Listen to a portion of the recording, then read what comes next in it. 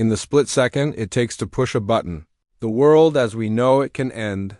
Since the dawn of the nuclear age in 1945, humanity has lived under an invisible shadow, ever-present threat capable of wiping out cities, nations, and entire civilizations in mere minutes. The atomic bomb was not just a weapon. It was a turning point in history. It changed how wars were fought, how alliances were formed, and how fear rewired the global mind. When the first mushroom cloud rose over Hiroshima, it did more than flatten a city. It introduced a future where no mistake could be forgiven and no second chance guaranteed. From that moment on, peace would no longer mean the absence of war, it would mean the constant management of terror. The world entered an age of mutually assured destruction, MAD, where survival was not based on strength but on restraint, and yet, again and again, we came dangerously close to losing that restraint. Most people don't realize how many times. We've nearly ended it all, not in grand battles, but in quiet control rooms, cramped submarines, misfiring satellites, and misinterpreted radar screens. The greatest nuclear threats often didn't come from enemy attacks, but from human error, technological glitches, and political miscalculations. We came within seconds of Armageddon, not once or twice, but dozens of times. In this documentary, we'll journey through every major nuclear close call, from Cold War standoffs and false alarms to modern threats involving rogue states, artificial intelligence, and cyber warfare. Each moment is a chilling reminder of how fragile our safety truly is, and how close we've come to the edge. This isn't just a story about weapons. It's a story about choices, about people, about the terrifying reality that the fate of billions has often rested in the hands of one person who said no when the system screamed yes. Welcome to Every Nuclear Close Call Explained, a chronicle of the moments where civilization nearly ended, and the few decisions that saved it. The birth of the nuclear age came with a paradox. The same weapon that ended World War II also gave rise to the darkest existential threat humanity has ever known. In August 1945, the United States dropped atomic bombs on Hiroshima and Nagasaki, reducing both cities to rubble and killing over 200,000 people. The bombings shocked the world, but they also sent a chilling message to other rising powers, especially the Soviet Union. By 1949, just 4 years later, the Soviet Union detonated its first atomic bomb in a test known as RDS-1, instantly transforming the global balance of power. The United States was no longer the sole nuclear giant.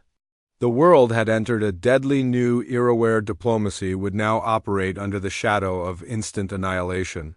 The Cold War began not with shots fired, but with the unspoken tension of mutually assured destruction, MAD.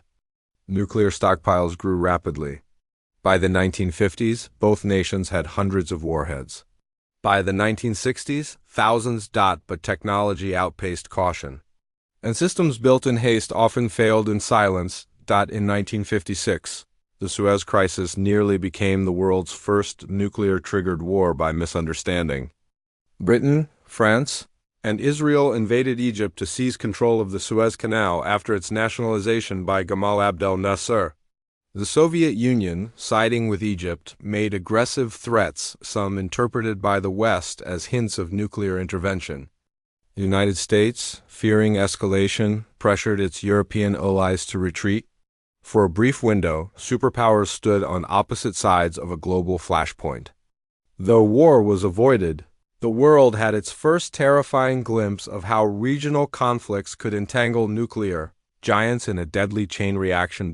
Then came the terrifying realization that even nature itself could trigger false alarms. In 1960, R-80's early warning radar system misidentified a rising full moon over Norway as a wave of incoming Soviet missiles.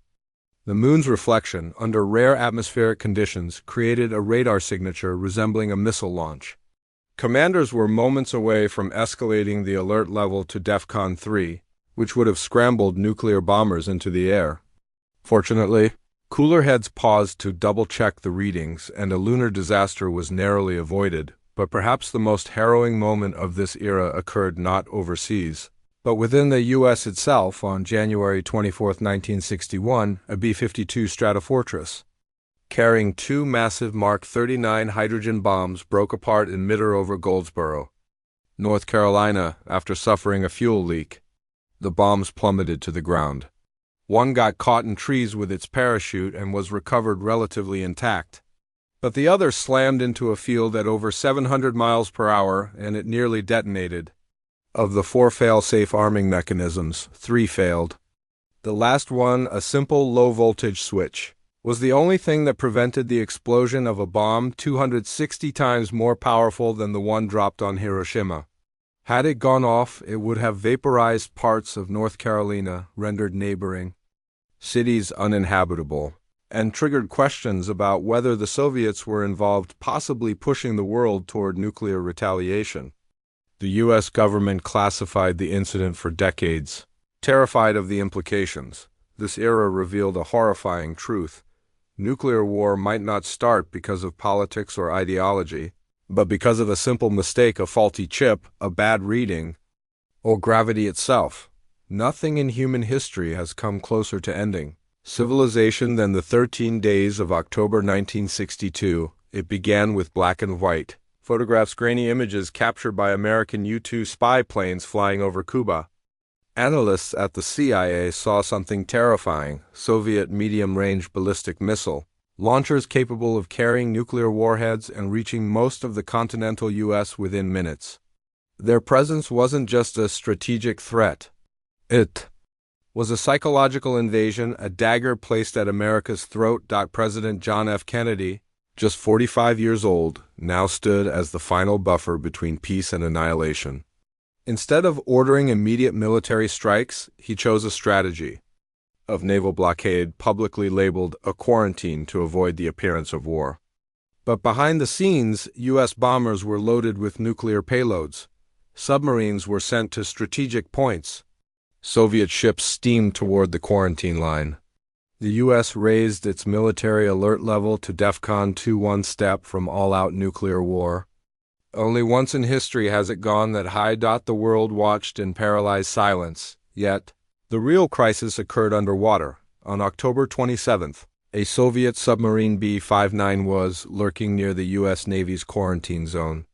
American ships, unaware of the sub's nuclear capabilities, began dropping practice depth charges, signaling it to surface. But deep beneath the surface, the crew had no contact with Moscow. Temperatures inside the vessel soared past 100 degrees Fahrenheit. Oxygen was running low, and the psychological toll was unbearable. The crew believed the war had begun above them. On board was a nuclear torpedo, which could have sunk the U.S.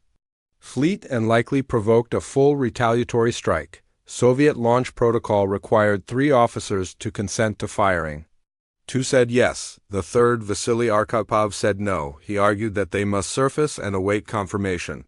His stubborn refusal prevented a torpedo from being launched and possibly prevented World War III. Arkhipov didn't act out of fear. He acted out of responsibility. He understood the stakes, and because of him, we are here to tell the story. As tensions peaked, a secret back-channel deal between Kennedy and Khrushchev was made. The Soviets would remove their missiles from Cuba, and the U.S. would quietly dismantle its Jupiter missiles in Turkey. Detail hidden from the public to preserve U.S. pride. On October 28th, Khrushchev publicly agreed to withdraw the weapons. The world exhaled for the first time in weeks. But what the public didn't know was that Soviet troops already stationed in Cuba had tactical nuclear weapons ready to use in case of invasion, some with authority to fire at their discretion. If the U.S. had attacked, even with conventional forces, the consequences could have escalated beyond anyone's control. The Cuban Missile Crisis wasn't just the most dangerous moment of the Cold War, it was a reminder that survival often hinges on fragile threads: a president's patience, a submarine officer's courage, a radar technician's second opinion. The entire planet came within a hair's breadth of extinction, not once, but several times within just a few days, and yet, the lesson is hauntingly clear. The most powerful weapons ever built are still subject to human error, emotion, and instinct.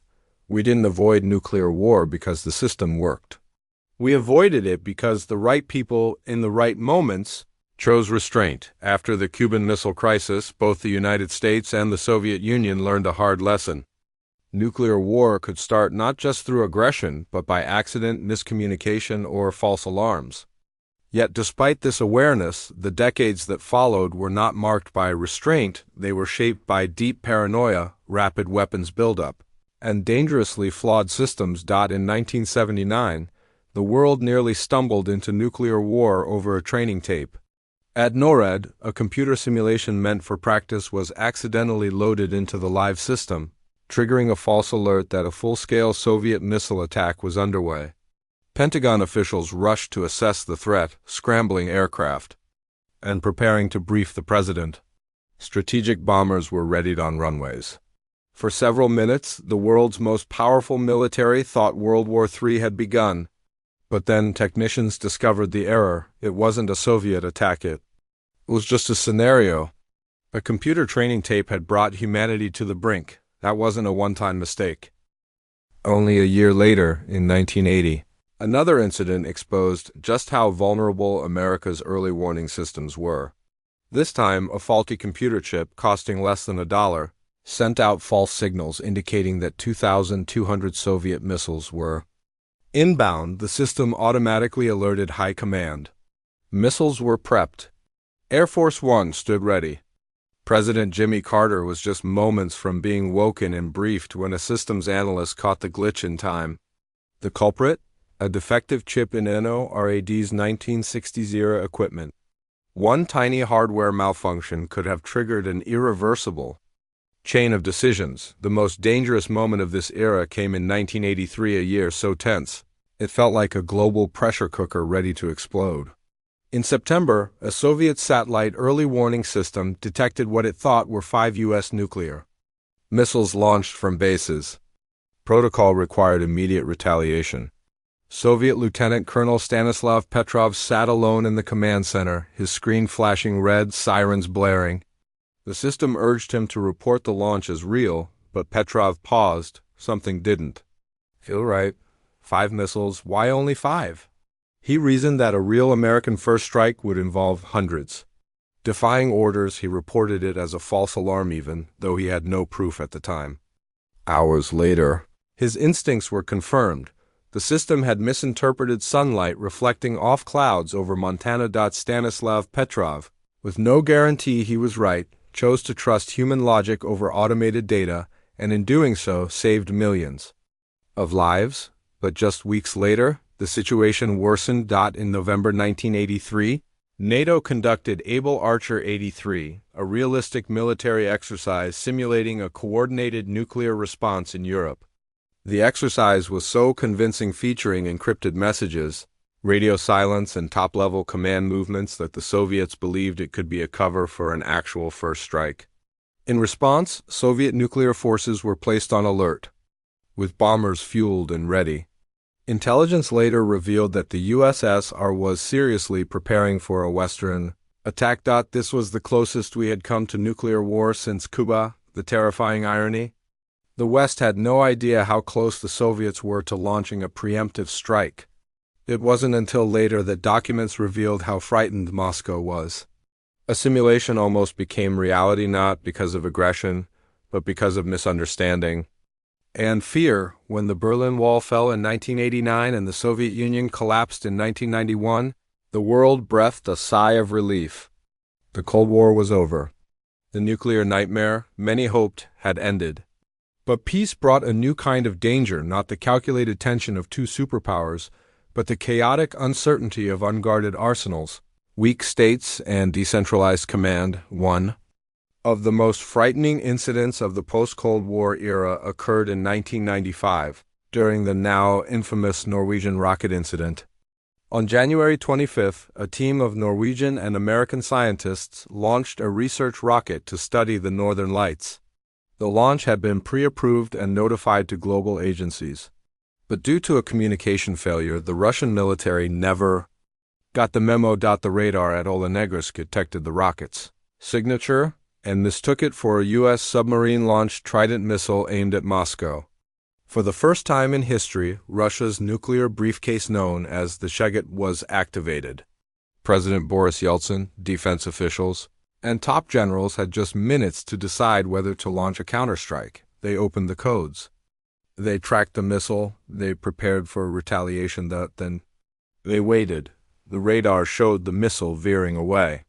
No other missiles followed. Yeltsin stood down. It was a scientific rocket. The world had narrowly escaped disaster because one missile had looked like many.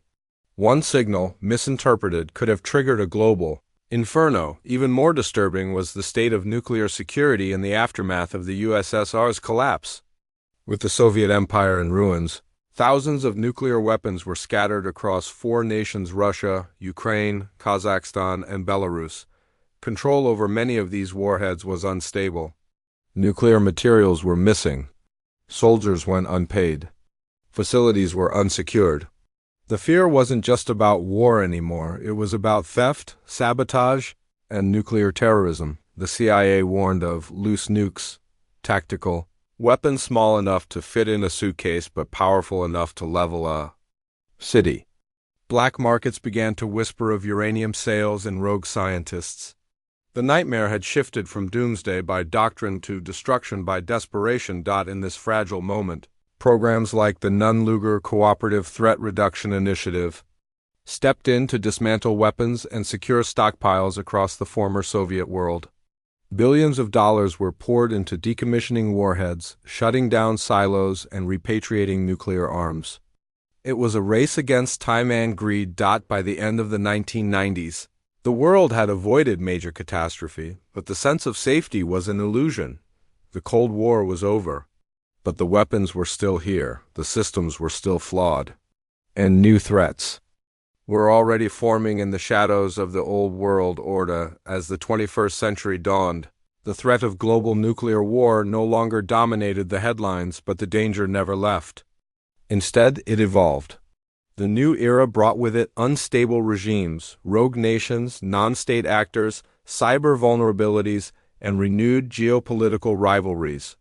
The bomb still hung over humanity, not as a Cold War relic, but as a modern hazard. Fueled by nationalism, fear, and ambition, nowhere was this clearer than on the Korean Peninsula. For decades, North Korea had been building its nuclear program in secret, slowly progressing from failed tests to long-range missiles. In 2006, it finally conducted its first nuclear explosion. By the late 2010s, Pyongyang had successfully tested intercontinental ballistic missiles, ICBMs, capable of reaching the United States.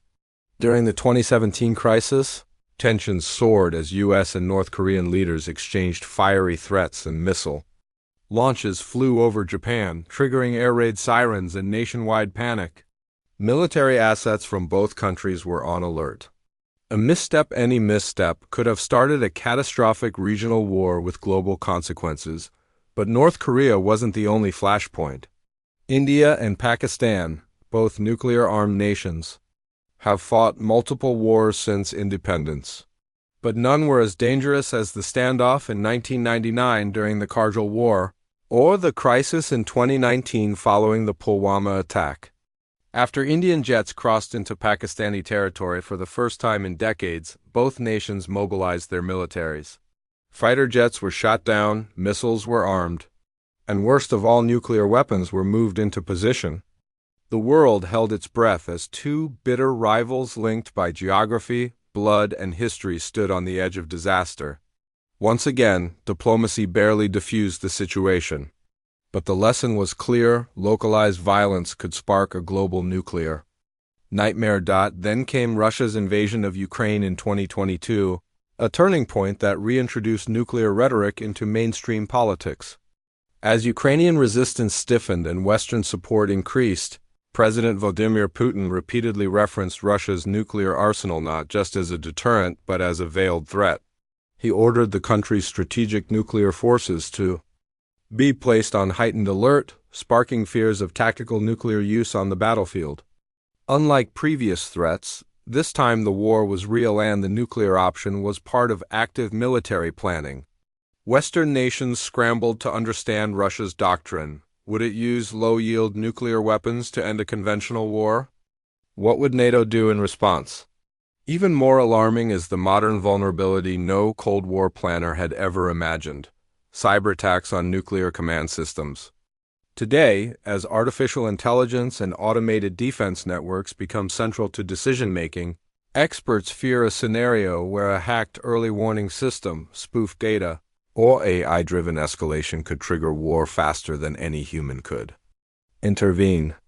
Some of the world's nuclear systems are still running on outdated software with manual overrides, satellite blind spots, and human bottlenecks that increase the chance of chaos in a crisis. In short, the world now balances on an even thinner wire where not just governments but algorithms, misinformation, and digital sabotage could push the launch button. Every generation since 1945 has lived under the shadow of the mushroom cloud. While headlines often drift away from the threat, the bomb has never disappeared. It has only become more hidden, more complex, more fragile. Across these decades, we've faced false alarms, mechanical malfunctions, political standoffs, and human errors, each one capable of ending everything in a matter of minutes. The truth is terrifying. We haven't avoided nuclear war because of a perfect system. We've avoided it because, time and again, the right person, a radar technician, a submarine officer, a president, a colonel, chose restraint when the world demanded retaliation.